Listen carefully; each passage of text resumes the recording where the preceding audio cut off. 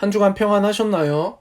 오늘은 소율이 문답 39번째 질문을 함께 나눕니다. 39번째 질문입니다. 하나님께서 사람에게 요구하시는 의무는 무엇인가요? 그에 대한 답으로는 하나님께서 사람에게 요구하시는 의무는 그가 나타내신 뜻에 순종하는 것입니다. 근거 성구로는 미가 6장 8절 말씀, 사람아 주께서 선한 것이 무엇임을 내게 보이셨나니 여호와께서 내게 구하시는 것은 오직 정의를 행하며 인자를 사랑하며 겸손하게 내 하나님과 함께 행하는 것이 아니냐. 사무엘상 15장 22절 말씀, 사무엘이 이르되 여호와께서 번제와 다른 제사를 그의 목소리를 청종하는 것을 좋아하심같이 좋아하시겠나이까. 순종이 제사보다 낫고 듣는 것이 순양의 기름보다 나으니. 아멘. 웨스트민스터 소율이 문답 세 번째 질문은 성경이 주로 가르치는 두 가지를 다루고 있습니다. 그 두 가지란 사람이 하나님에 대하여 무엇을 믿어야만 하는지에 대한 것과 하나님이 사람에게 요구하시는 의무가 무엇인지에 대한 것입니다. 소율이 문답은 이에 따라 전반부인 첫 번째에서 38번째까지의 질문에서는 사람이 하나님에 대하여 믿어야 할 바를 다루고 있고, 후반부인 39번째 질문부터 107번 질문까지는 하나님이 사람에게 요구하시는 의무를 다룹니다. 그래서 오늘부터 우리는 하반부에 해당하는 39번째 질문부터 나누어 보려고 합니다. 오늘은 두 가지 파트로 나누어 함께 살펴보고자 합니다. 첫 번째입니다. 하나님이 요구하시는 의무. 똑같은 요구일지라도 요구의 주체가 누구냐에 따라 권위와 무게가 달라집니다. 살인범이 강도에게 착한 삶을 살라고 훈계한다면 어떨까요? 똥 묻은 개가 겨 묻은 개를 나무란다고 무시당할 것이 뻔합니다. 반대로 일평생에 걸쳐 배우자와 함께 건강한 가정을 세운 노인이 철없는 젊은이를 타이른다면 어떨까요? 그 무게가 남다르게 느껴질 수밖에 없을 것입니다. 소율이 문답의 후반부인 39번째 질문에서 107번까지의 질문은 하나님이 사람에게 요구하시는 의무를 다룹니다. 이 요구의 무게를 제대로 알려면 하나님이 어떤 분이신지를 알아야 합니다. 소율이 문답 첫 번째에서 38번까지의 질문에 하나님의 신분과 사역을 잘 이해한 사람은 오늘부터 시작되는 하나님이 요구하시는 의무를 다루는 것도 어렵지 않게 이해하실 수 있을 것입니다. 두 번째입니다. 하나님이 나타내신 뜻에 복종하는 것.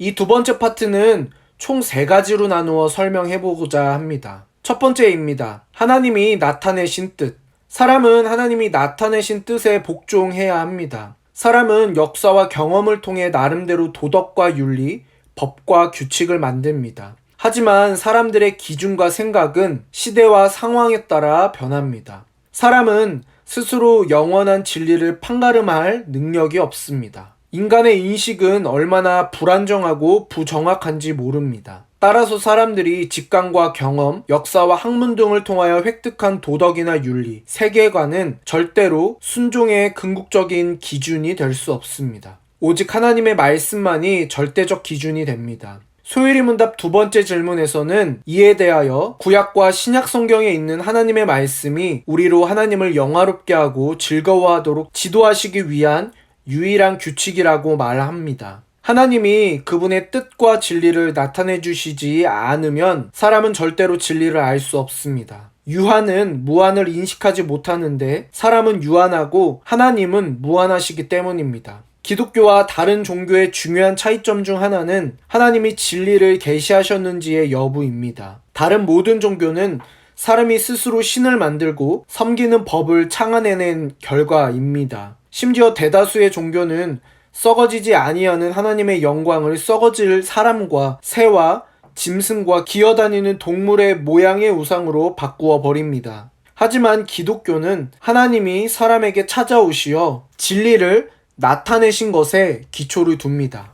두 번째입니다. 하나님이 나타내신 뜻. 사람은 하나님이 나타내신 뜻에 복종해야 합니다. 하나님은 사람에게 일반 계시와 특별 계시를 통하여 당신의 영원하신 능력과 신성과 뜻을 나타내셨습니다. 그런데 자연, 역사, 양심을 통한 일반 계시는 하나님에 대하여 흐릿하게 알려줄 뿐입니다. 하나님은 당신의 뜻을 분명하게 알리기 위해 제비뽑기, 우림과 둠밈, 꿈과 환상, 기적 및 예언을 통하여 특별한 계시를 허락하셨습니다. 그리고 그 특별 계시를 망각과 왜곡의 위험으로부터 보호하기 위해 문자로 기록하게 하셨는데 그것이 바로 성경입니다. 성경에는 하나님의 뜻이 이미 풍성하게 기록되어져 있습니다. 그런데 어떤 신자들은 때때로 성경이 아닌 신비한 방법을 통해 하나님의 뜻을 알고자 합니다. 소위 직통계시나 꿈을 통해 하나님이 말씀해 주시기를 구하는 것입니다. 물론 성경의 분량은 한정되어 있고 우리의 삶의 모든 측면을 구체적으로 다루는 것도 아닙니다. 그러나 우리는 우리 삶의 거의 모든 상황에 대해 성경의 명백한 가르침에 근거하여 합리적으로 건전하게 추론할 수 있습니다. 그리스도인으로서 성숙해진다는 것은 무엇보다 지각을 사용해 선악을 분별하는 능력을 키워간다는 의미입니다. 예를 들어 하나님은 성경을 통하여 간음하지 말라고 분명하게 말씀하셨습니다. 그런데 기혼자가 마음에 드는 다른 이성과 사귀어도 되느냐고 하나님께 묻는다면 어떨까요?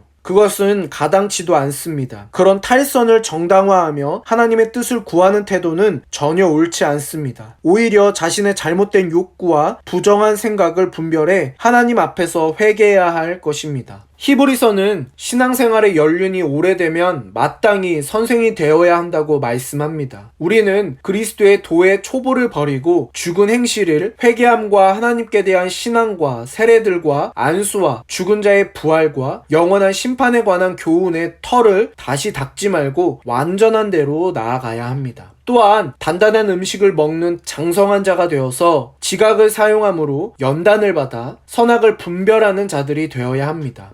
세 번째입니다. 오직 성경과 전체 성경. 선악을 분별하게 하며 건전하게 추론하는 능력은 성경 전체가 말하는 내용을 깊이 알 수 있도록 자라납니다. 따라서 오직 성경과 함께 전체 성경이 매우 중요합니다. 사이비 이단 중에도 오직 성경을 외치는 부류가 있습니다. 그러나 그들은 성경 전체를 보지 않고 자신들의 교리와 주장을 뒷받침하는 특정 구절들만 봅니다. 성경을 편식하면서 편견과 아집에 빠져 잘못된 길로 가는 것입니다. 그들은 분명히 성경을 인용하고 성경의 어휘와 문장을 사용하지만 결국에는 성경을 사이사욕을 채우는 수단으로 사용합니다. 성경 전체의 내용에는 관심이 없으면서 자신에게 유리한 부분만 확대해서 가고가는 것은 성경의 오용이나 남용, 악용에 해당합니다. 우리가 정돈된 교리인 소율이 문답을 공부하는 이유는 전체 성경이 말하는 것을 알기 위해서입니다. 소율이 문답 자체가 목적이 아닙니다. 교리나 신앙 고백은 성경 전체를 깊이 살펴서 나온 결과물이므로 교리와 신앙 고백을 제대로 공부하면 전체 성경이 말하는 내용을 큰 틀에서 알 수 있습니다. 그리고 그 틀의 도움을 받아 성경을 깊이 깨닫고 큰 은혜를 누릴 수 있습니다. 예를 하나 들겠습니다.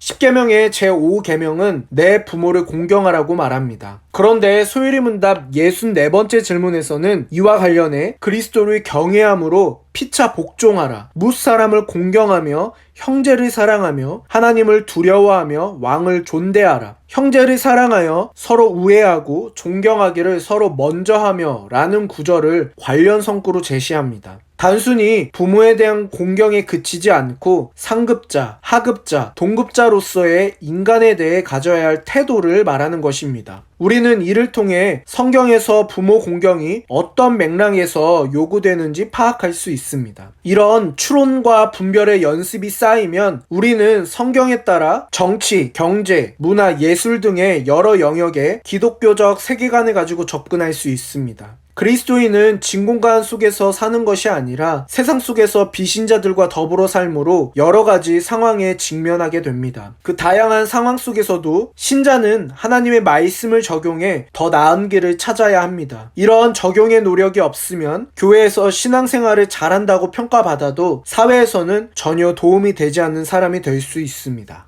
오늘은 3가지 질문을 준비했습니다. 첫 번째입니다. 소율이 문답의 전체 내용은 어떻게 2가지로 나뉩니까? 두 번째입니다. 일반 계시와 특별 계시에 대하여 아는 바를 나누어 봅시다. 여러분은 어떤 사안에 대하여 하나님의 뜻을 알고자 할 때 하나님의 나타내신 뜻을 참고로 합니까? 아니면 하나님의 신비한 뜻을 참고로 합니까? 하나님이 매 사안에 대하여 신비하게 뜻을 알려줍니까? 하나님의 신비하신 뜻을 추구하다 낭패를 당한 사례를 알고 있다면 나누어 봅시다. 세 번째 질문입니다. 전체 성경의 중요성에 대해 이야기해 봅시다. 이상 세 가지 질문입니다. 이 세 가지 질문에 대한 답을 찾아보시면서 여러분의 믿음의 지경이 넓어지시기를 소망합니다.